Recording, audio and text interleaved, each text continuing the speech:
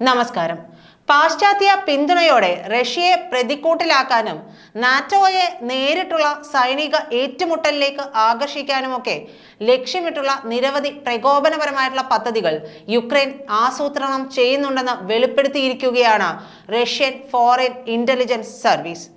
ഇതിനായി റഷ്യൻ നിർമ്മിത നാവിക മൈനുകൾ ഉപയോഗിച്ച് ബാൾട്ടിക് കടലിൽ ഒരു വിദേശ കപ്പലിനെ ലക്ഷ്യമിട്ട് സ്ഫോടനം നടത്താനാണ് യുക്രൈൻ പദ്ധതിയിടുന്നതെന്ന് SVR ഫെബ്രുവരി 11 പുറത്തിറക്കിയ പ്രസ്താവനയിൽ വ്യക്തമാക്കുന്നു. സമുദ്ര സുരക്ഷ ഉറപ്പാക്കാനെന്ന വ്യാജേന റഷ്യയുടെ ബാൾട്ടക്കിലേക്കുള്ള പ്രവേശനം നിയന്ത്രിക്കാൻ രാജ്യത്തെ കുറ്റപ്പെടുത്തുകയും നാറ്റോയെ പ്രേരിപ്പിക്കുകയും ചെയ്യുക എന്നതാണ് ഈ ഓപ്പറേഷന്റെ ലക്ഷ്യമെന്ന് SVR അവകാശപ്പെടുന്നു.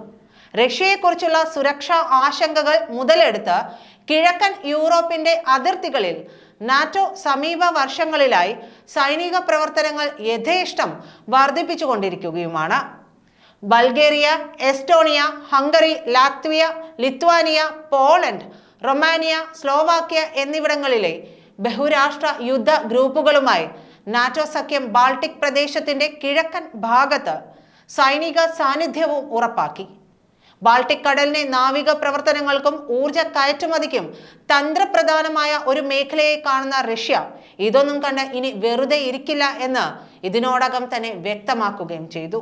റഷ്യ തങ്ങളുടെ താൽപര്യങ്ങൾ സംരക്ഷിക്കാൻ ആവശ്യമായതെല്ലാം ചെയ്യുമെന്ന് പ്രതിജ്ഞയെടുത്തിട്ടുണ്ട്.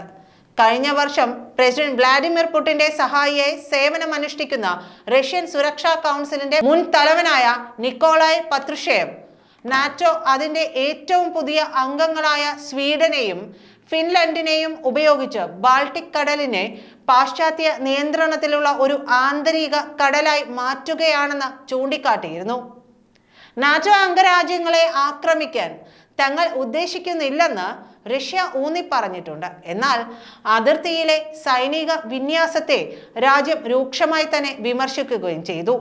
റഷ്യയും നാറ്റോയും തമ്മിലുള്ള നേരിട്ടുള്ള ഏറ്റുമുട്ടൽ ഒരു ആണവ സംഘട്ടനമായി മാറിയേക്കാമെന്നും ശത്രുതാപരമായ ഏതൊരു നീക്കത്തിനും രാജ്യം മറുപടി നൽകുമെന്നും റഷ്യ പാശ്ചാത്യ ശക്തികൾക്ക് മുന്നറിയിപ്പ് നൽകിയിട്ടുണ്ട്. നിരവധി യൂറോപ്യൻ രാജ്യങ്ങളിൽ നിന്നുള്ള രഹസ്യാന്വേഷണ ഏജൻസികളുമായി സഹകരിച്ച് യുക്രൈന്റെ മെയിൻ ഇന്റലിജൻസ് ഡയറക്ടറേറ്റ് റഷ്യയുടെ പ്രതിപക്ഷ നേതാക്കൾക്കും വിദേശത്ത് താമസിക്കുന്ന ബിസിനസ്സുകാർക്കും നേരെ ആക്രമണം ആസൂത്രണം ചെയ്യുന്നുണ്ടെന്നും SVR പറയുന്നു. വിദേശത്തുള്ള റഷ്യൻ പ്രതിപക്ഷ നേതാക്കളെ ലക്ഷ്യം വയ്ക്കുന്നതിൽ യുക്രൈനും അതിന്റെ യൂറോപ്യൻ സഖ്യകക്ഷികളും കൂടുതൽ ആക്രമണാത്മക സമീപനം സ്വീകരിക്കുകയാണെന്ന് SVRന്റെ ആരോപണങ്ങൾ സൂചിപ്പിക്കുകയും ചെയ്യുന്നുണ്ട്. ഏഷ്യൻ മിഡിൽ ഈസ്റ്റേൺ രാജ്യങ്ങളിൽ നിന്നുള്ള വ്യക്തികളെ യുക്രൈൻ ചില ആക്രമണ പ്രവർത്തനങ്ങൾക്കായി റിക്രൂട്ട് ചെയ്യുന്ന ഒരു പദ്ധതി കണ്ടെത്തിയതായിട്ടും റിപ്പോർട്ടുകളൊക്കെ പുറത്തു വന്നു കഴിഞ്ഞു. കുറ്റവാളികൾക്ക് അവരുടെ പങ്കാളിത്തത്തിന് $20,000 വരെ വാഗ്ദാനം ചെയ്യുന്നുണ്ടെന്നാണ് ആരോപണം. പിടിക്കപ്പെട്ടാൽ റഷ്യൻ രഹസ്യാന്വേഷണ വിഭാഗത്തെ കുറ്റപ്പെടുത്തണമെന്ന നിർദ്ദേശം കൂടി ഈ പദ്ധതിയിൽ ഉൾപ്പെടുന്നുണ്ട്. റഷ്യയെ കുറ്റപ്പെടുത്താൻ യുക്രൈൻ വിവിധ പ്രകോപനങ്ങൾ ആസൂത്രണം ചെയ്യുന്നതായി റഷ്യ നേരത്തെ തന്നെ ചൂണ്ടിക്കാട്ടിയിരുന്നു.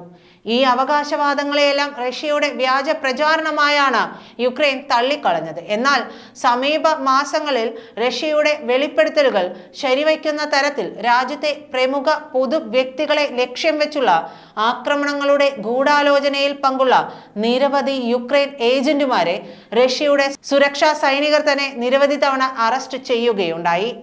യുക്രൈൻ നേതാവ് വ്ളാഡിമിർ സെലൻസ്കിയും കൂട്ടാളികളും റഷ്യക്കെതിരെ പ്രകോപനങ്ങൾ സൃഷ്ടിക്കാൻ ശ്രമം നടത്തുന്നുണ്ടെന്ന് സൂചിപ്പിക്കുന്ന നിരവധി റിപ്പോർട്ടുകളെയും SVR ഉദ്ധരിച്ചു.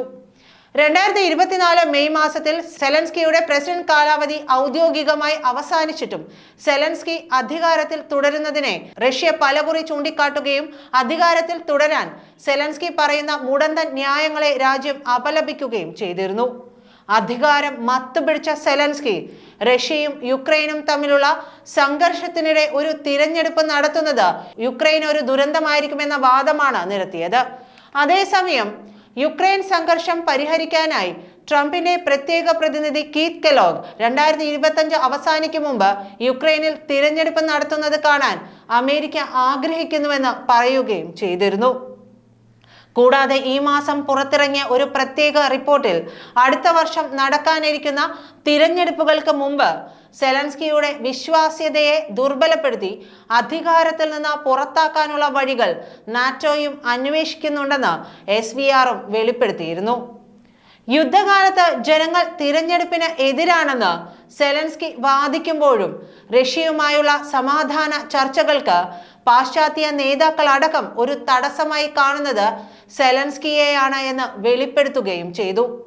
സമാധാന ചർച്ചകളിൽ ഏർപ്പെടാൻ റഷ്യ സന്നദ്ധത പ്രകടിപ്പിച്ചിട്ടുണ്ടെങ്കിലും നിലവിലെ യുക്രൈനിയൻ നേതൃത്വവുമായി ചർച്ച നടത്തുന്നതിൽ നിയമപരമായ അർത്ഥമില്ലെന്നാണ് പുടിൻ തറപ്പിച്ച് പറയുന്നത്. അതേസമയം യുക്രൈന്റെ സൈനിക വ്യാവസായിക സമുച്ചയത്തെ പിന്തുണയ്ക്കുന്ന ഊർജ അടിസ്ഥാന സൗകര്യങ്ങൾ ലക്ഷ്യമിട്ടുള്ള ആക്രമണങ്ങൾ വിജയം കണ്ടതായി റഷ്യയുടെ പ്രതിരോധ മന്ത്രാലയവും സ്ഥിരീകരിച്ചു.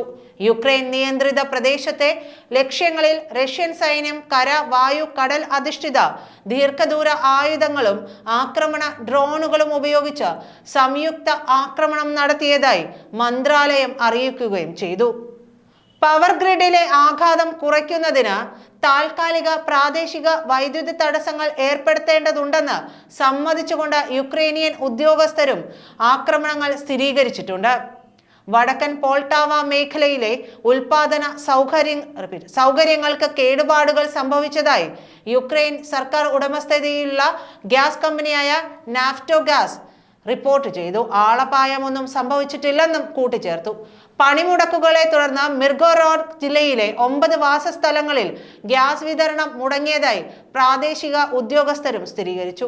ഖാർക്കോവ് മേഖലയിൽ റഷ്യൻ ഡ്രോണുകൾ വൈദ്യുതി ലൈനുകളും ട്രാൻസ്ഫോർമറുകളും തകർത്തു. ഇത് പ്രാദേശികമായി വൈദ്യുതി തടസ്സത്തിന് കാരണമായെന്ന് സ്ട്രാഡ UA റിപ്പോർട്ട് ചെയ്യുന്നു.